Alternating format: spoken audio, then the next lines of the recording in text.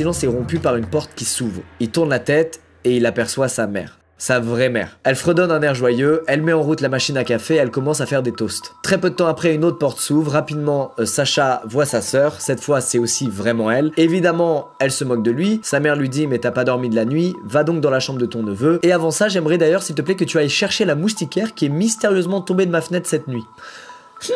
Sacha se dirige vers la chambre de son neveu et dans le couloir, il y a plein de photos de famille sur les murs. Et en les regardant, il voit qu'elles ont toutes changer de place. Il trouve ça super chelou, pour lui c'est clairement une preuve de ce qui s'est passé cette nuit-là. Il a tout de même demandé à sa sœur d'aller checker le sous-sol, d'aller voir s'il y avait rien, ce que sa sœur a fait. Évidemment, il y avait rien. Évidemment, ce jour-là, Sacha n'a pas dormi une seule seconde, il était terrorisé, il repensait à ce qu'il venait de vivre, il se disait mais qu'est-ce que c'est que ce merdier? Il explique en tout cas qu'il a jamais eu d'explication rationnelle à ça. En premier lieu, on se dit bon bah il a fait une énorme terreur nocturne, il a fait une paralysie du sommeil, mais en même temps, j'ai creusé, je suis tombé sur d'autres histoires très similaires mais qui se passent pas en pleine nuit et qui ont pas lieu quand la personne essaie de s'endormir. Il y a effectivement pas mal de gens qui racontent qu'ils ont croisé à un moment donné une personne avec les yeux